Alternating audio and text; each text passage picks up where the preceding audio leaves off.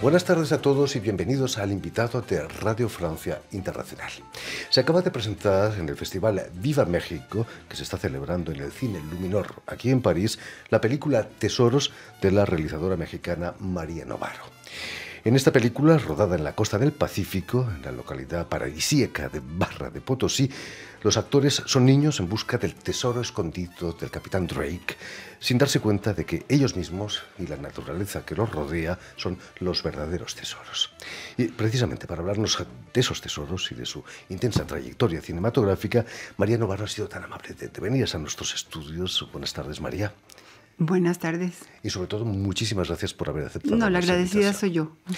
Permíteme que explique antes que nada que has nacido en la Ciudad de México en 1950, donde vas a estudiar sociología en la UNAM. El hecho de ser hija de un poeta y además editor, Octavio Novaro, ¿ha influido de alguna manera en tu deseo de hacer cine? Indirectamente sí. Realmente descubrir que había otra manera de narrar, otra manera de comunicar, que iba más allá de la palabra, sí fue un descubrimiento tardío. Digamos, en mi casa se escribía, se leía, se escuchaba también lo escrito, había tertulias literarias. La palabra y comunicarse por la palabra me era muy natural. Pero encontrar la cámara, enamorarme de la cámara y de todo lo que significaba registrar lo que yo quería, pero para una pantalla, sí fue un descubrimiento ya en mi joven edad adulta. Y fue como un enamoramiento de la tecnología y del medio cinematográfico para expresar. Entras en el mundo del cine, María, en los años 70, de una manera casi militante con el colectivo Cine Mujer. Así ¿no? es. Era un colectivo feminista, por supuesto. Un colectivo feminista, creo que no debe haber habido muchos colectivos feministas de cine en el mundo, y en el país más, bueno, uno de los más machistas del mundo, ahí estaban las mujeres del colectivo, pues todas jóvenes como yo, de 20 y pocos años, y hacían documentales. Y yo entré a trabajar con ellas por mi trabajo como socióloga y como militante de izquierda, porque se iba a hacer un documental sobre mujeres campesinas organizadas y tal. Empecé a ayudar a producir el documental, pero directamente las vi con la cámara, las vi con la nagra, las vi con los rollos de negativo, las vi poniendo los micrófonos y me enamoré. Te dieron ganas de ponerte detrás de la cámara. Fue enamoramiento. Yo dije, esto es lo que yo quiero hacer. Con estas herramientas quiero trabajar. Sí. Ese enamoramiento en los 80 te va a llevar a Cuba, donde vas a estudiar dirección de actores y guión en la famosa escuela de San Antonio de los Baños. Vas a pasar por el taller de proyectos que llevaban García Márquez y Robert Redford. Sí. Impresionante, ¿no? Sí, fue un taller único que sucedió esa sola vez, en que ellos dos llevaban el taller. Dos hombres y un destino, sí. El tuyo. Sí, me marcó muchísimo. Me convertí además en la intérprete de Redford porque hablo bien inglés. Y fue una experiencia riquísima en muchos niveles. Pero uno también era contrastar dos visiones, dos maneras de entender el arte, de entender el cine, de aproximarte a los hechos. Por decirte algo, García Márquez hablaba espléndidamente de las dificultades que había para hacer. En ese momento estaba filmando un guión suyo ahí en Cuba y hablaba de una escena que se tenía que filmar bajo agua, que se había creado un set en una alberca, en una piscina, se había disuelto y que había que volverlo a hacer. Y decía, es que no hay que renunciar a los sueños, cueste lo que cueste, hay que seguir filmando y lo vamos a volver a crear. Y Redford, con esta cosa práctica del americano, pero al mismo tiempo con todo el dinero del mundo, decía, yo escribiría otra cosa. Yo me quedaba, bueno, es García Márquez y es Redford, los dos maravillosos, pero mentes absolutamente diferentes y dialogando. Fue para mí iluminador, porque creo que tomé de los dos mundos bastantes cosas. Es cierto, María Novaro, que el primer corto que ruedas en el 84, Una isla rodeada de agua, te lo compró el museo, el MoMA de Nueva York. Sí, fue mi gran fortuna. Creo que influyó mucho en varias posibilidades posteriores para yo ir haciendo mi carrera. Ese cortito también lo filmé en la Costa de Guerrero, no lejos de donde filmé ahora Tesoros, como que esta vida que círculos regresa a uno. Filmé con un grupo también de mujeres que estábamos en la escuela de cine, que nos habían apodado las ninfas del celuloide, los compañeros, por molestarnos directamente. Entonces, las ninfas del celuloide como colectivo hicimos este cortito Y el personaje principal era una niña que tenía ojos azules, que vivía allá en la costa, y por tener ojos azules veía la realidad con otros colores. Y coloreábamos a mano con micas, muy a la Méliès, ¿no? A inicios del cine. Coloreábamos a mano con las micas los colores frente al lente de la cámara para que el negativo saliera coloreado diferente. Y la película es un poco loquita. La narrativa creo que también es más poética que dramática. Pero gustó bastante y sí la compraron del Museo de Arte Moderno de Nueva York para su colección permanente. Era muy Yo original, no lo podía ¿no? creer. Sí, era un objeto especial. Sí, fue un objeto especial.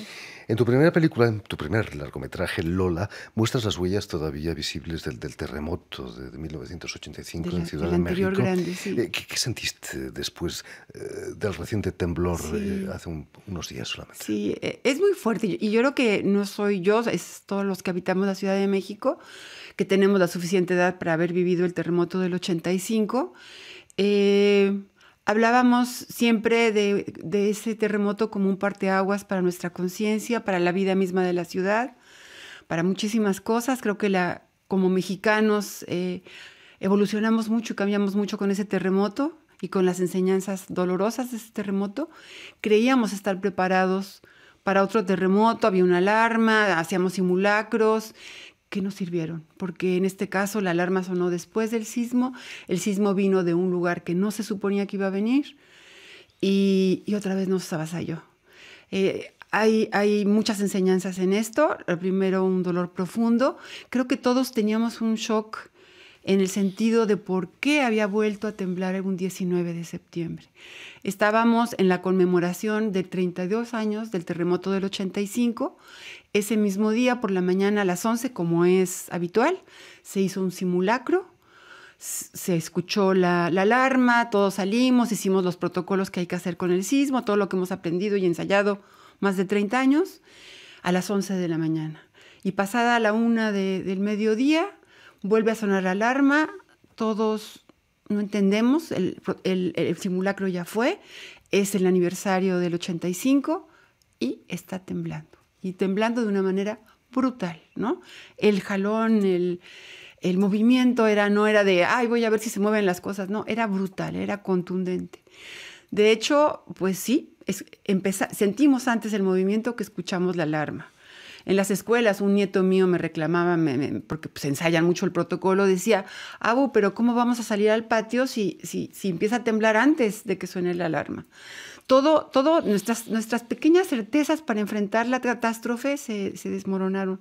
Fue muy duro. Terrible coincidencia. Y decíamos 19 de septiembre. ¿Cómo? ¿Por qué? ¿Por qué nos hace esto? ¿Quién? ¿La naturaleza? ¿Qué es esto que está pasando? Después, como en el 85, fue empezar a ir a ayudar a las víctimas. Es muy conmovedor y se puede ver en varios videos que circulan por ahí en internet cómo la gente reaccionó en 1 minuto, en 2, a hacer cadenas humanas y empezar a retirar escombros de edificios que a lo mejor todavía estaban cayéndose con riesgo propio. Claro, las autoridades llegaban un día después, 2 días después, y nos queda la certeza de que nos sirve, ¿no? Que espero que la sepamos aprovechar esa certeza. Pero fue impresionante la movilización ciudadana y la solidaridad. Me conmovió muchísimo en México. María Novarro, volviendo a cosas más alegres. Tu segundo largometraje, Danzón, en el 91 causó sensación aquí en Francia, en el Festival de Cannes. ¿Te esperabas tú el éxito? Fue una película laboriosa, he leído. Sí, y una película muy mexicana, musical, muy alegre, música, baile, un casi cuento color de rosa sobre la feminidad a la mexicana y el baile. Y cuando fue seleccionada para Cannes y cuando yo estaba en la función, empecé a torturarme diciendo, bueno, María, ¿qué haces aquí sentada? No van a entender nada. Veía yo a mi alrededor, decía, aquí hay gente europea, ¿qué le va a decir mi película? Mi película es tremendamente mexicana, no van a entender el humor, no les va a conmover la música. ¿Qué estoy haciendo aquí? Era así como unos nervios pavorosos. Empezó a correr la película, la gente reía, la gente palmeaba, la gente...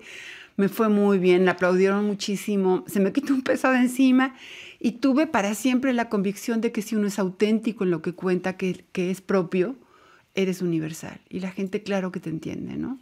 Se ha convertido en una película de culto. ¿Es cierto que cambiaste los nombres de algunos barcos para que fuesen las letras de un bolero, por ejemplo? Claro, y eran tiempos, bueno, ahora de digital pienso, tan fácil que sería cambiar los nombres de los barcos. En ese entonces era una verdadera aventura y había unas pocas horas para cambiar el nombre, regresar el nombre real, pedir los permisos. Y sí, para mí era indispensable en este mundo un poco mágico que se cuenta en la película, muy subjetivo, que los barcos no tuvieran sus nombres reales, sino nombres de boleros y de música mexicana. Y mucho se hizo así, con muchísima pasión, con muchísima imaginación, buscando relaciones entre las cosas. La película además se estrenó comercialmente en Francia, estuvo aquí en un cine en San Michel, estuvo 6 meses en cartelera. Y cosa que también me sorprendía mucho. Recuerdo cuando vine a París, el metro que vine en pleno invierno, no me acuerdo cuándo fue el estreno, pero fue en diciembre por ahí, y todo gris, toda la gente se viste de negro, todo eso, y en el metro el cartel de mi película de colores, ¿no? Lo recuerdo con tanto cariño y con tanta emoción. Dicen que el cartel todavía está en el cine ahí en San Michel. Y ahora vuelves a París con tu última película, Tesoros. Tesoros, que se proyecta en el Festival Viva México. Sí. ¿Cómo nace la idea de hacer una película con niños, que no es solamente para niños tampoco? Claro. Mira, en esta cosa circular de la vida, yo en algún momento pensé que la vida era como una escalera, que uno iba subiendo peldaños.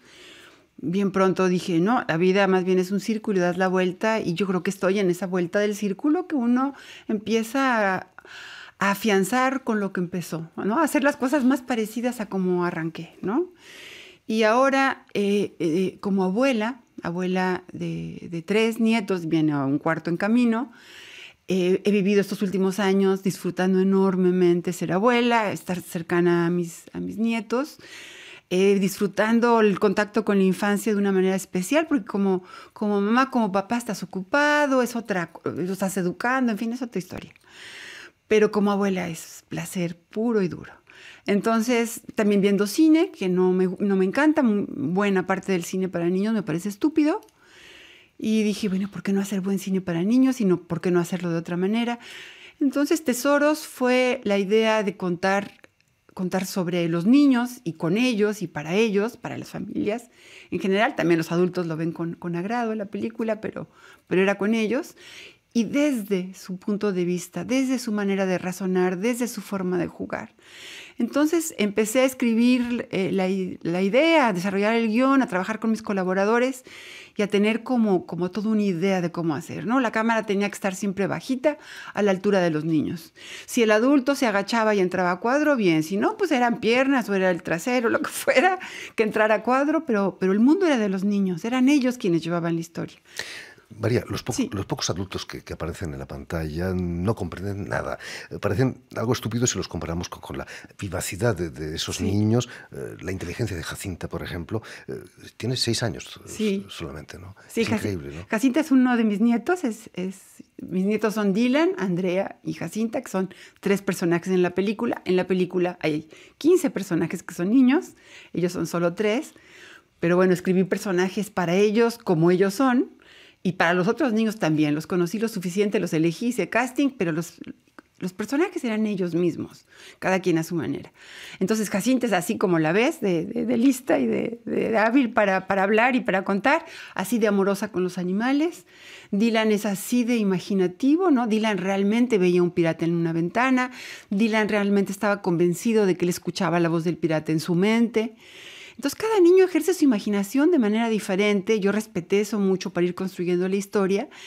Y creo que está plasmado en pantalla un conjunto muy entrañable de niños que van llevando la historia, que saben ellos muy bien qué están tratando de lograr y qué están consiguiendo.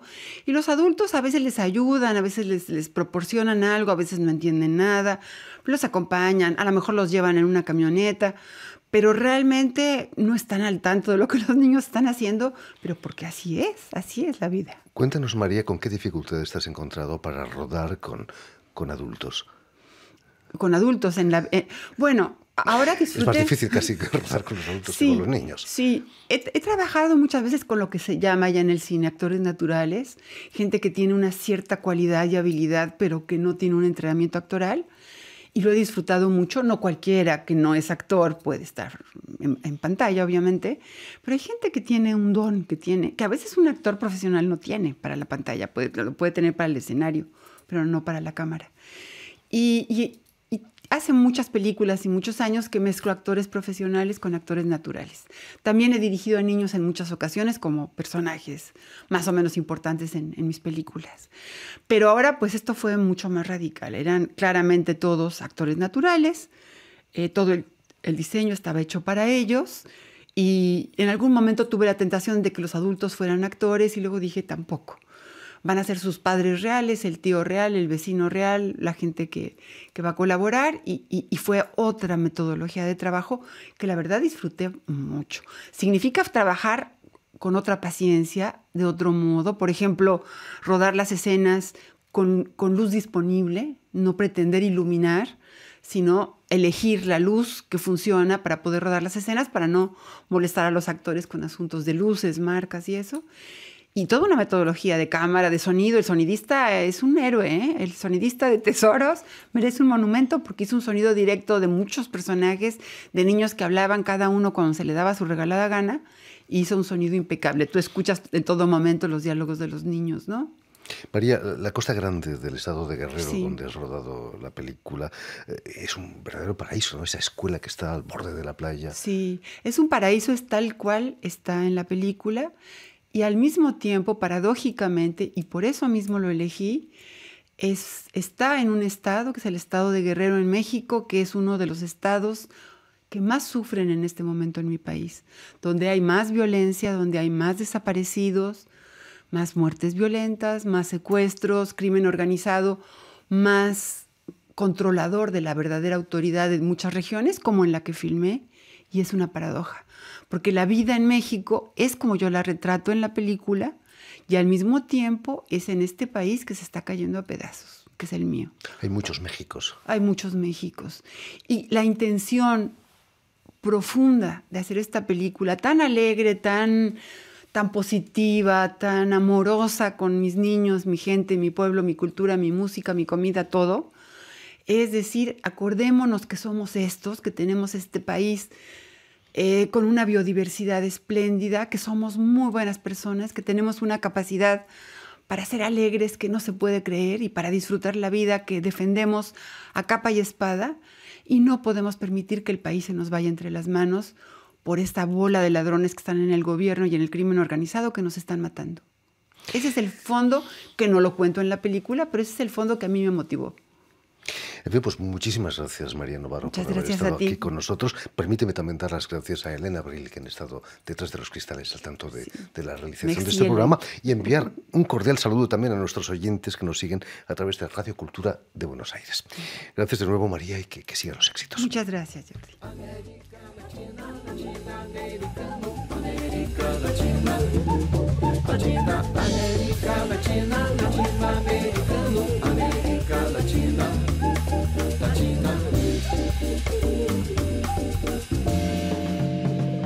Embora meu amor não vá morrer, eu sei é que eu não posso esquecer as coisas que eu passei e que passou quem já amou. Prefiro te perder que perdoar. Talvez seja da raça que eu nasci, talvez seja da terra que eu vivi.